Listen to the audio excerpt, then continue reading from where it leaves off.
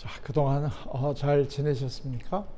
오늘도 우리가 노년기를 보람있게 보내기 위해서 필요한 내용에 대한 것을 잠깐 살펴보도록 하겠습니다.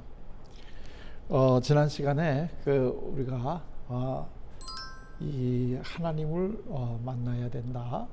그리고 예수님을 어떤 분인가를 잘 알아야지만 현실적으로 우리가 하나님을 잘 만날 수가 있다. 왜냐하면 예수님이 하나님이시기 때문에 그렇다. 이제 이런 이야기를 드렸고, 예수님을 우리가 만난다는 게 어떤 건가 하는 것을 좀 이제 구체적으로 우리가 살펴보았습니다. 그래서 예수님은 원더풀 카운슬러이시다. 예수님은 아주 뛰어난 상담자이시다. 이제 이런 얘기를 했습니다. 우리는 이 기독교인은 예수님은 하나님이시니까 예수님을 우리 구세주로 우리가 믿지요. 예수님을 우리가 믿습니다. 그리고 우리가 예수님을 통해서만이 우리가 구원을 받을 수 있다 하는 이거를 우리가 믿지요. 그거는 예수님을 우리가 하나님으로 볼 때는 당연히 예수님은 우리가 믿어야 되는 대상입니다. 그러나 또 한편으로 보면 예수님은 사람으로 33년을 이 땅에서 사셨고, 특히 마지막 3년을 공생애를 이 사람으로 이 땅에서 보내셨습니다. 그렇기 때문에 우리 기독교인이 또 하나 우리가 해야 될 것은 예수님을 배워서 예수님처럼 우리가 살아가야 되는 이러한 또 삶을 살아야 됩니다.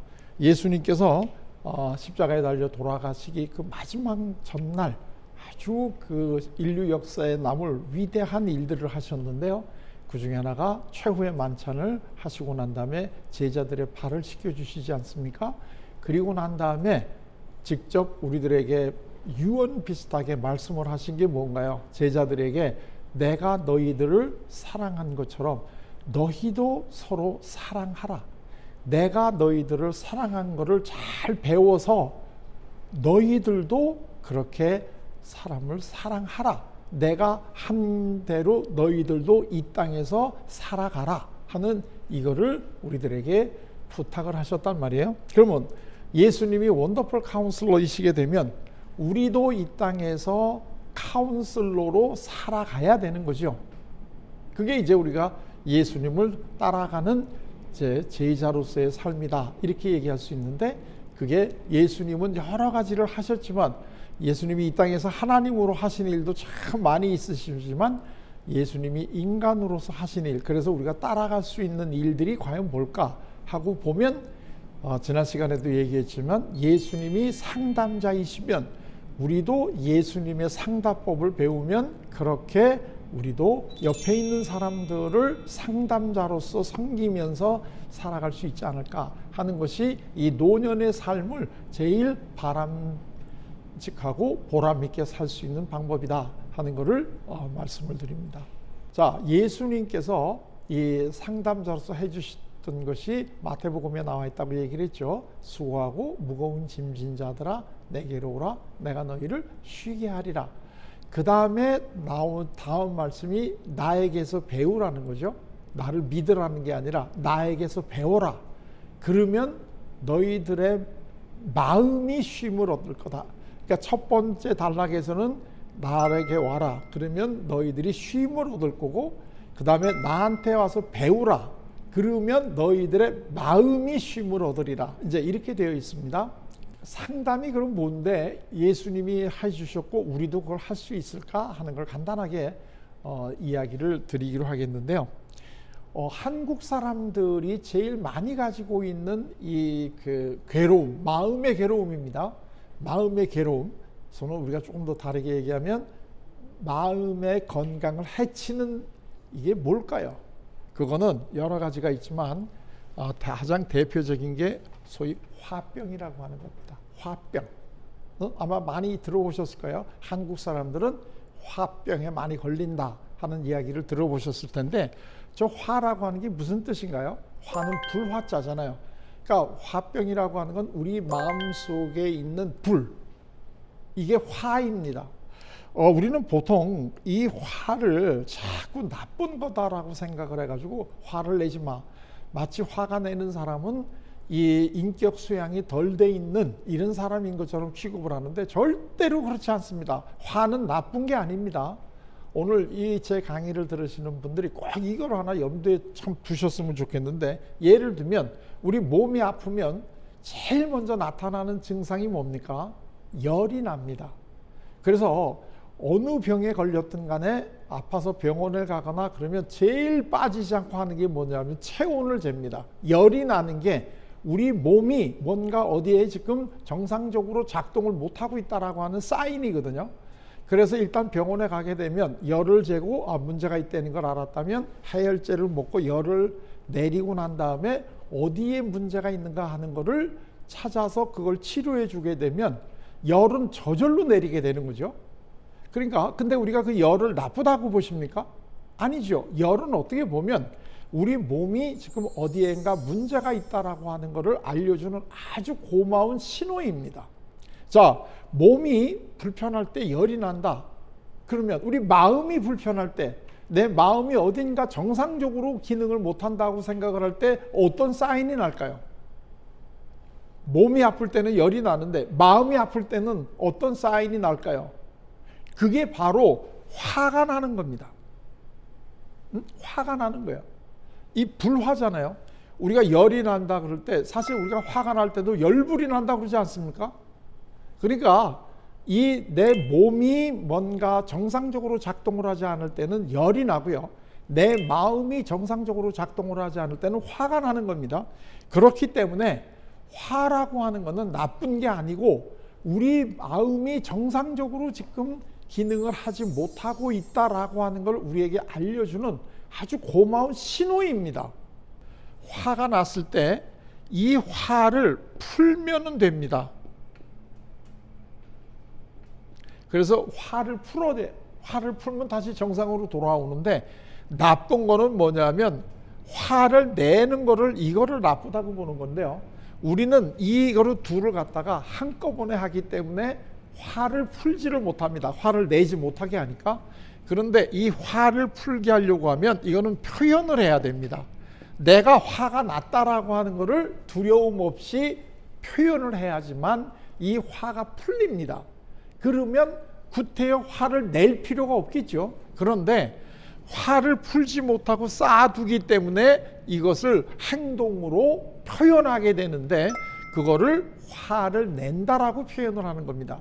그러니까 우리가 우리 다른 사람들에게 화를 내지 마 이렇게 얘기할 때 더 정확하게 얘기하면 화를 풀어주면 됩니다.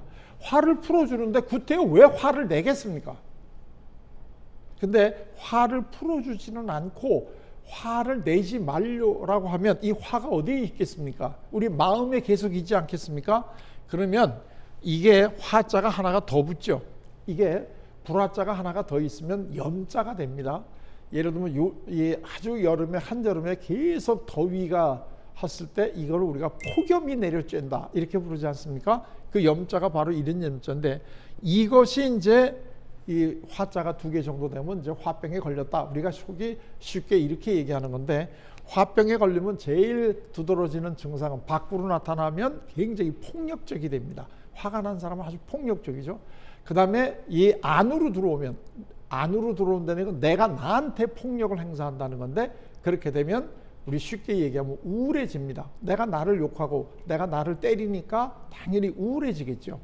자, 그러면 이거를 이제 풀어줘야 됩니다. 풀어줘야 되는데 어떻게 풉니까? 여러분들 이 강의를 지금 시청하시는 분들은요, 한번 잘 생각을 해보십시오. 여러분들도 사시면서 굉장히 화가 날 일이 많을 텐데, 절대로 그거는 여러분들이 인격이 덜 됐거나 그래서 그렇다기보다는 이 나의 마음이 지금 원했던 대로 작동이 잘 안 되고 있다라고 하는 사인입니다. 자, 그럴 때 화가 납니다. 그럼 화를 어떻게 푸십니까? 화를 풀지 않으면 결국 화를 내기 때문에 이거는 바람직하지 않죠. 그러면 화를 풀어야 되는데 어떻게 화가 났을 때 푸십니까? 자, 이거를 푸는 방법이 우리 조상들이 여러 가지 방법을 했는데 제일 좋게 푸는 방법이 뭐냐면 이렇게 풀라는 겁니다. 저게 뭐죠? 말씀 원자죠. 그러니까 화를 제일 효율적으로 풀기 위해서는 말로 풀어야 된다는 겁니다. 그래서 이 자가 무슨 자냐면 담자입니다. 담. 이 둘을 합치면 담자고, 담자는 불화자하고 말씀 원자로 서로 이게 이제 구성되어 있는 글자다 이겁니다. 이거는 동양적인 의미에서 마음의 건강을 공부하는 사람들에게는 아주 중요한 자입니다. 저 자가. 자, 그런데 그럼 화가 나면 풀어야 되는데 말로. 내가 화가 나면 내 말을 같이 들어줄 상대가 있어야지 화가 풀릴 거 아니겠습니까? 근데 그게 없어요. 그럼 어떡하겠습니까? 혼자서라도 중얼중얼중얼하고 얘기하지 않습니까? 자, 그런데 혼자서 이거를 하면 그렇게 효과가 안 나니까 이 앞에다가 한자를 더 씁니다. 이게 뭐죠? 이게 서로 상자죠. 그러니까 상담이라고 하는 건 이런 뜻입니다. 그러니까 상담이라고 하는 것은 무슨 뜻이냐면 서로 상자잖아요. 서로 상대방의 마음속에 있는 화를 대화, 말로 풀어주는 활동, 이것이 상담이다 이런 얘기입니다. 예수님께서 원더풀 카운슬러라고 하는 그거는 예수님께서는 우리들의 마음속에 어떤 연유로 어떤 종류의 화가 났든지 간에 그 화를 다 풀어주시는 분이다 이런 뜻입니다. 그렇기 때문에 예수님을 만나서 우리들의 화를 다 풀면 그 어디나 하늘나라가 되는 거죠. 우리가 얻게 되는 게. 그런데 우리도 이거를 이제 예수님을 닮고 예수님처럼 우리도 살아가야 되기 때문에 우리도 상담자로서의 삶을 살아가는 게 노인들이 제일 잘할 수 있는 일이다 그런 뜻입니다. 왜? 노인들은 지혜를 가지고 있기 때문에. 그리고 지혜라고 하는 것은 듣는 마음부터 시작이 되니까 상담이라고 하는 것은 너가 화가 났을 때 너의 이야기를 들어주는 거 아니겠습니까? 이게 무슨 젊은 사람들처럼 힘이 필요한 것도 아니고 많은 삶의 경험과 연륜을 가지고 젊은 사람들 혹은 다른 사람들의 이야기를 일단 들어줄 수 있는 이것이 아주 중요한 거다 하는 거를 꼭 이거를 이제 아셔야 됩니다. 이 이야기를 들어준다는 거는 우리들의 마음은 두 가지가 있습니다. 하나는 생각이 있고 하나는 감정이 있습니다. 그렇죠? 생각이 있고 또는 감정이 있는데 저 화라고 하는 게요. 생각인가요? 감정인가요? 화는 감정입니다. 감정. 그리고 이 감정은 어디에 있느냐면 우리가 소위 마음에 있다고 보는 거고요. 이 생각은 우리가 머리에 있다라고 이제 주로 이제 그냥 비유적으로 얘기를 합니다. 그래서 머리가 좋은 사람이 뭐예요? 생각이 많고 그 지식이 많은 사람은 머리가 좋은 사람이잖아요. 그런데 이 화라고 하는 거는 이거는 감정입니다. 그렇다고 한다면 우리가 다른 사람의 화를 풀어주려고 하면 그 사람의 생각 이게 중요한 게 아니라 뭐를 우리가 알아야 됩니까? 그 사람의 마음을 알아서 그 사람의 감정을 우리가 헤아려 줘야 된다 그런 뜻입니다.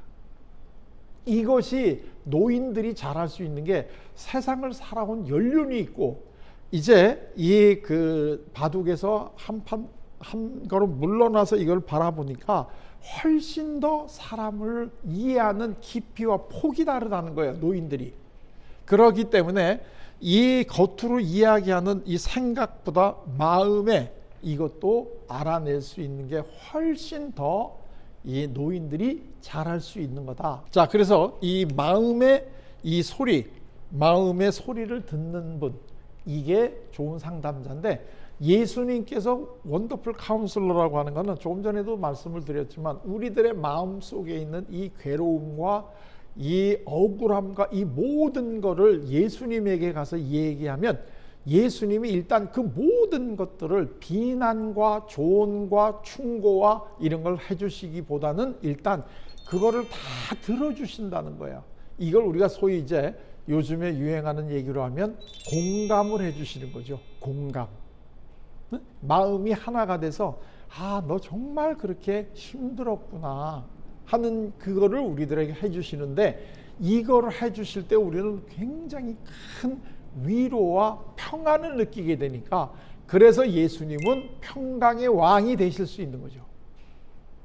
그래서 예수님이 가시는 데마다 항상 특징이 뭐냐면 사람들이 즐거워지는 게 특징입니다. 우리 가장 대표적으로 하나 들어보면 이 누가복음에 나오는 삭개오라고 하는 사람 다 아시죠? 이 사람은 이 여리고에 살고 있는 여리고 세관의 세관장인데, 이 사람은 돈도 많고 세관장이라는 사회적 지위도 있는데 굉장히 불행한 삶을 살고 있습니다. 왜냐하면 이 사람은 왕따를 당하고 있는 사람이거든요. 그 주위에 있는 사람들이 예수님이 삭개오네 집에 가서 하루 주무시려고 갈 때 예수님까지도 비난하는 걸 보면 얼마나 이 삭개오가 비록 사회적인 지위는 있고 부자이긴 하지만 이 그 불행한 삶을 살았나 하는 걸 알 수 있습니다. 그래서 삭개오가 예수님을 한번 만나려고 길을 나서잖아요. 근데 이미 많은 사람들이 나와서 예수님을 만나려고 기다리고 있는데 삭개오는 키가 작습니다. 그래서 그 사람들을, 이 앞에 키 큰 사람들이 있으니까 예수님을 볼 수가 없잖아요. 여러분들 같으면 이 상황에서 어떻게 하겠습니까? 내가 명색이 그래도 이 세리장이라고 하는 이 사회적 지위도 있고 그 다음에 돈도 많고 이런 사람인데, 여러분이 만약에 예수님을 만나려고 나갔다가 사람들이 많아서 내가 예수님을 볼 수 없다 그러면 어떻게 하시겠습니까? 모르겠습니다. 저 같으면 그냥 다시 집으로 돌아올 것 같습니다. 이 삭개오는 세리장이라는 거 또는 나이가 좀 들었다는 거, 이 모든 것들을 다 이걸 개의치 않고 나무에 올라갑니다. 그만큼 절박한 거죠. 자, 그래서 예수님이 오시는 거를 이제 나무 위에 올라가서 보고 있는데, 예수님이 삭개오가 올라간 그 나무를 지나치신 게 아니고 삭개오가 있는 나무 밑으로 예수님이 직접 찾아오십니다. 그리고 삭개오에게 아주 중요한 말씀을 해주시는데 뭐라고 얘기를 하시나요? 첫째가 삭개오야 하고 이름을 불러주시고, 두 번째가 속히 내려와라 이 얘기를 해주시고, 세 번째가 오늘 내가 너희 집에서 하룻밤에 자겠다, 이제 이 이야기를 해주시죠.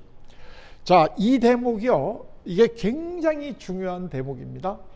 이름을 불러주시고 같이 내려오라 하고 불러주신 다음에 오늘 내가 너희 집에서 자겠다, 지금 이제 그 얘기란 말이에요.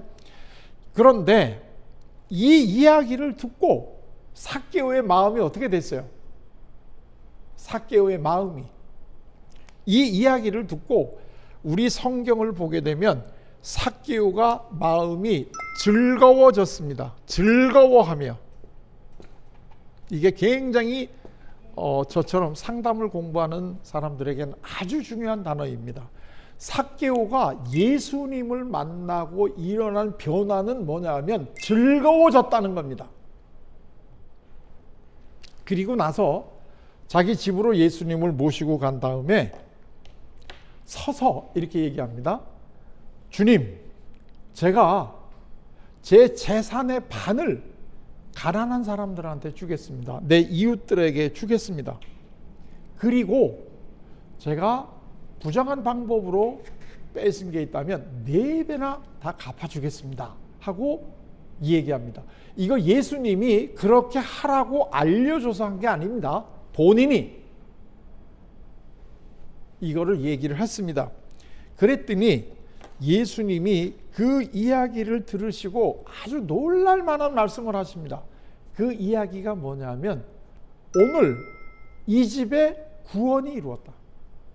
삭개오는 그날로 구원을 받았습니다. 그런데 더욱 놀라운 것은 삭개오 혼자 구원받은 게 아니라 내 집이라는 것은 이걸 다른 우리 그 외국어 성경을 보게 되면 너의 모든 가족이, 그런 뜻입니다. 모든 가족이 그날로 다 구원을 받았습니다. 그러면서 예수님이 아주 중요한 말씀을 해주시는데요. 내가 이 땅에 온 이유는 잃어버린 자들을 찾아서 구원하기를 원한다. 구원하려고 하기 때문이다. 그러니까 우리 같은 사람들에게 삭개오처럼 구원을 주시기를 원하는 거다, 그 얘기죠. 자, 그런데 지금 여기에서 예수님은 이 세 마디를 하셨습니다. 자, 그런데요, 왜 이 세 마디가 중요하냐면, 저처럼 이렇게 상담을 공부하는 학생에게는 이 예수님이 삭개오에게 해주신 이게 상담의 백미입니다. 그게 왜 중요하냐면, 예수님은 우리가 어떤 사람을 변화시키기 위해서 대개 하는 게, 네가 뭘 지금 모르고 있다라고 하는 걸 알려주는 조언을 하거나, 네가 어떻게 하면 그 일을 변할 수 있다라고 하는 걸 알려주는 방법을 충고를 하거나, 아니면 나중에는 야단을 치거나, 이런 방법으로 사람을 변화시키려고 우리는 하는데, 여기서를 보게 되면 예수님께서는 삭개오에게 한마디도 비난이나 충고나 조언을 해주신 것이 없는데도 불구하고 삭개오가 180도로 달라집니다.